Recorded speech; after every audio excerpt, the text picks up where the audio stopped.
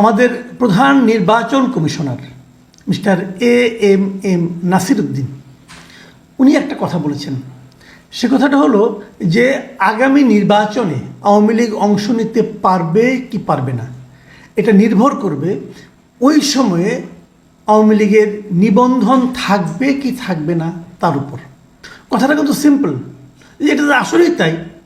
যে কোনো নির্বাচনে যে কেউ অংশ নিতে পারে, কিন্তু যখন একটা দল অংশ নিতে চায়, তখন যদি সে দলীয় প্রতীক নিয়ে নির্বাচন করতে চায়, তখন সেই দলের অবশ্যই নিবন্ধন থাকতে হবে, এমন একটা নিয়ম বাংলাদেশে আছে।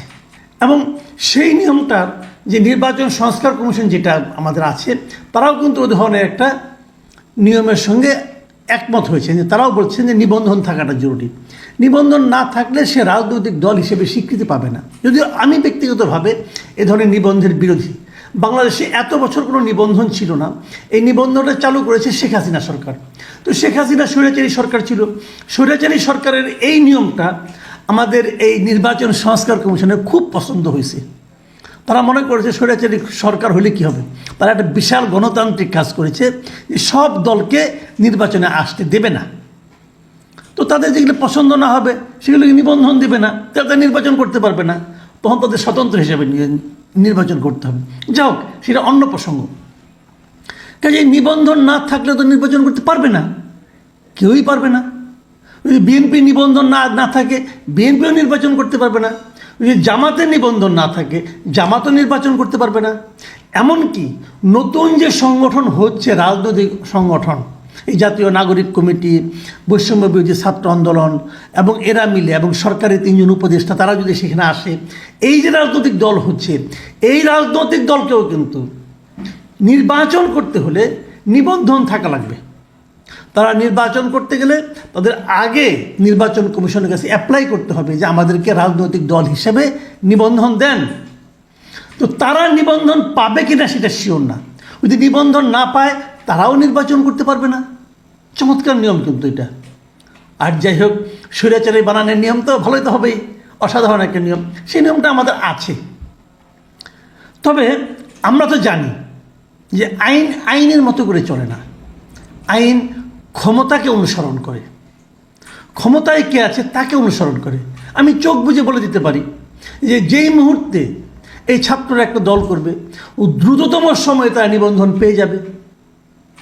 এবং পরের যে ভবিষ্যৎবাণীটা, সেটা হয়তো চোখ মুখে বুঝে বলা যাবে না, তবে একটু সন্দেহ করতে পারি। সেটা হলো নির্বাচনের আগে আগে আওয়ামী লীগের নিবন্ধন বাতিল হয়ে যাবে। কারণ একটু আগে বলেছি, আমাদের দেশে আইনের মতো করে চলে না। আইনকে যেভাবে চালানো হয় সেটা সেভাবে চলে। অথবা আপনারা আওয়ামী লীগকে নিষিদ্ধ করে দেন, যদি ক্ষমতা থাকে করে দেন নিষিদ্ধ। পারবেন? পারলে করেন, তাহলে তার কোনো প্রশ্নই ওঠে না। তো বিষয়টা দাঁড়াচ্ছে এটা, যে এরা যা চাচ্ছে ইলেকশন কমিশনে সেভাবে কাজ করার জন্য যে তারা রাজি, সেটা তারা আজকে প্রকাশ করলো। যে নির্বাচনে আওয়ামী লীগ সবচেয়ে কম ভোট পেয়েছিল, সবচেয়ে কম আসন পেয়েছিল, সেরকম একটা কথা বলি। সেটা কোনটা? 2001 সালের নির্বাচন। 2001 সালের নির্বাচনে আওয়ামী লীগ এই 300 আসনের মধ্যে মাত্র 62টা আসন পেয়েছিল। কত ভোট পেয়েছিল মনে আছে আপনাদের? তখন তো জনসংখ্যাও কম ছিল।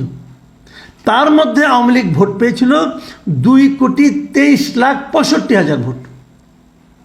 যখন আওয়ামী লীগ খুব খারাপ করে, তখনও আওয়ামী লীগ প্রায় 2.5 কোটি ভোট পায়।